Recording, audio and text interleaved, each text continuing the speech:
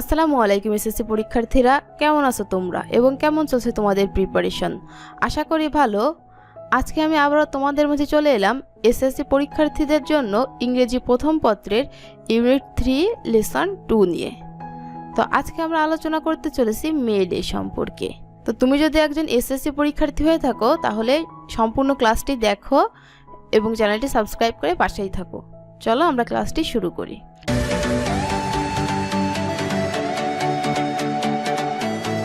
দেখো, প্রথমেই এ নাম্বারে বলা হয়েছে লুক অ্যাট দ্য পিকচার, ছবিগুলো দেখো অ্যান্ড টক অ্যাবাউট ইট, এটি সম্পর্কে কথা বল। বি নাম্বারে আমাদের বলা হয়েছে রিড দ্য টেক্সটটি পড়ো অ্যান্ড এবং answer the question that follow, এবং যে প্রশ্নগুলো দেওয়া আছে তার উত্তরগুলো করো। তো চলো আমরা এখন টেক্সটটি একটু পড়ে নিই। মে দিবস অর ইন্টারন্যাশনাল আন্তর্জাতিক ওয়ার্কার্স শ্রমিক ডে দিবস। ইন্টারন্যাশনাল ওয়ার্কার্স ডে বলতে আন্তর্জাতিক শ্রমিক দিবস ইজ হয় অবজার্ভ পালন করা বা উদযাপন করা 1 মে মাসের 1 তারিখে অল ওভার দ্য ওয়ার্ল্ড সমগ্র বিশ্বব্যাপী। টুডে আজ টু কমেমোরেট মানে স্মরণ করা বা স্মৃতি রক্ষার্থে।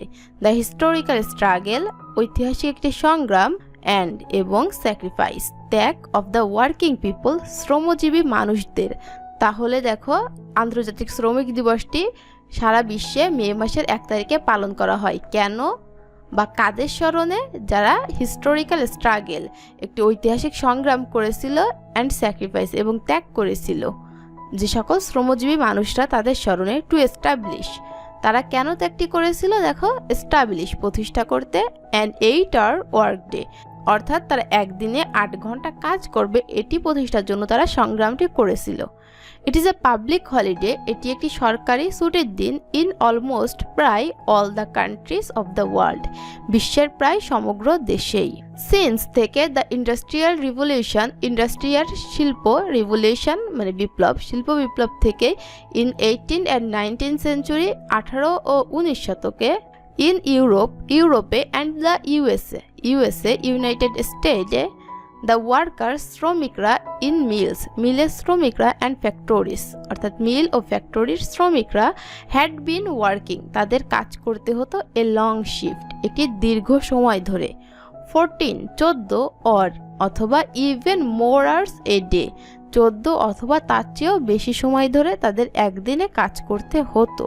1 মে মাসের 1 তারিখে ইন 1886 সালে ইন্সপায়ার্ড উৎসাহিত হয়ে বাই ট্রেড ইউনিয়ন থেকে উৎসাহিত হয়ে হাফ অফ দ্য ওয়ার্কার্স অর্ধেক শ্রমিক at the McCormick harvesting machine company in শিকাগোর ম্যাক্রোমিক হারভেস্টিং মেশিন কোম্পানির অর্ধেক শ্রমিকরা গিয়েছিল 1 স্ট্রাইক মানে কি ধর্মঘট, তারা ধর্মঘট করেছিল।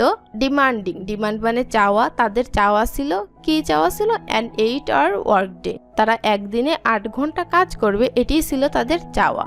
2 days লেটার এর 2 দিন পরে এ ওয়ার্কার্স শ্রমিকদের র্যালি সমাবেশ ওয়াজ হেল্ড অনুষ্ঠিত হয়েছিল নেয়ার কাছাকাছি দ্য ম্যাক্রোমিক হারভেস্টার মেশিন কোম্পানি। এই কোম্পানির কাছে তখন একটি শ্রমিকদের র্যালি পরিচালিত হলো অ্যান্ড এবং অ্যাবাউট 6,000 ওয়ার্কার শ্রমিক জয়েন্ট এটাতে যুক্ত হলো। The rally was addressed by the labour leaders. Addressed বলতে কি উদ্দেশ্য, শ্রমিক লিডার্স নেতারা, এখানে এর অর্থটি হলো শ্রমিক নেতারা এখানে বক্তব্য রেখেছিল। তারা বলতে এখানে শ্রমিক নেতাদের বুঝিয়েছিল। আর্জড মানে আহ্বান জানানো বা প্ররোচিত করা, তার আহ্বান জানিয়েছিল দ্য ওয়ার্কার্স শ্রমিকদের টু স্ট্যান্ড টুগেদার মানে একসঙ্গে থাকার জন্য, to go one with their struggle তাদের সংগ্রাম চালিয়ে যাওয়ার জন্য, অ্যান্ড এবং not to give in to their buses তাদের বসের কথায়ও যেন তারা নতি স্বীকার না করে, এটি তাদের বলা হয়েছিল। At one point of the rally এই র্যালির একটি পর্যায়ে বা একটি বিন্দুতে এসে কিছু স্ট্রাইক মানে ধর্মঘট, ব্রেক মানে ভেঙে ফেলা, ব্রেকার্স মানে যে ভেঙে ফেলছে, ধর্মঘট ভঙ্গকারী স্টার্টেড শুরু করলো লিভিং ত্যাগ করতে দ্য মিটিংয়ের স্থানটি। দ্য স্ট্রাইকার এই ধর্মঘট পালনকারী ওয়েন্ট ডাউন গিয়েছিল টু স্ট্রিট, বাইরে গিয়েছিল টু ব্রাইং দেম ব্যাক, তাদেরকে ফিরিয়ে আনার জন্য। অর্থাৎ যে সকল ধর্মঘট পালনকারীরা বেরিয়ে যাচ্ছিল তাদেরকে ফিরিয়ে আনার জন্য অন্য ধর্মঘট পালনকারীরা রাস্তায় বেরোল। সাডেনলি হঠাৎ about 200 policeman, 200 police attack them, তাদের উপর আক্রমণ করলো।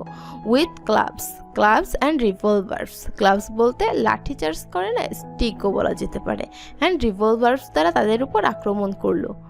ওয়ান স্ট্রাইকার, একজন ধর্মঘট পালনকারী, ওয়াজ কিল্ড, মারা গেল ইনস্ট্যান্ট মানে কি তৎক্ষণাৎই মারা গেল। 5, 5 or 6 আদার্স, 5 অথবা 6 জন আরও ওয়ার সিরিয়াসলি ওন্ডেড, গুরুতরভাবে আঘাতপ্রাপ্ত হয়েছিল, অ্যান্ড এবং মেনি আদার্স ওয়ার ইনজুরিড, এবং অনেকেই আহত হয়েছিল।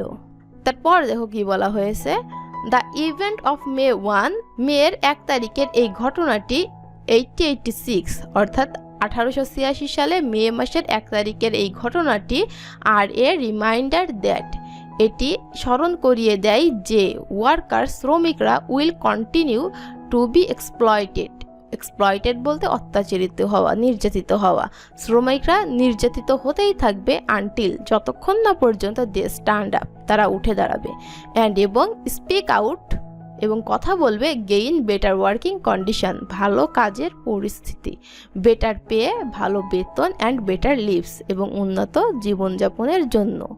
অর্থাৎ এই ঘটনাটি আমাদের শিখিয়ে দেয় যে শ্রমিকরা অত্যাচারিত হতে থাকবে যতদিন না তারা প্রতিবাদী হবে, যতদিন না তারা ভালো কাজের পরিস্থিতির জন্য দাবি করবে, যতদিন না ভালো বেতনের জন্য আন্দোলন করবে বা দাবি করবে, এবং ভালোভাবে তারা জীবনযাপন করার জন্য, ততদিন অবধি শ্রমিকরা নির্যাতিত হতে থাকবে।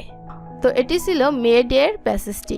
আশা করি তোমরা বুঝতে পেরেছো। তোমরা যদি এমন ক্লাস আরও দেখতে চাও তাহলে অবশ্যই চ্যানেলটি সাবস্ক্রাইব করে দাও, পেজে দেখে থাকলে পেজটি ফলো করে দাও, এবং এরপরে তোমরা কোন ইউনিটের কোন লেসনটি চাও সেটি কমেন্ট করে বলো, ইনশাল্লাহ সেই ক্লাসটি দেওয়ার চেষ্টা করব। তো দেখা হবে পরবর্তী ক্লাসে, ততক্ষণ সবাই সাথেই থাকো। আল্লাহ হাফেজ।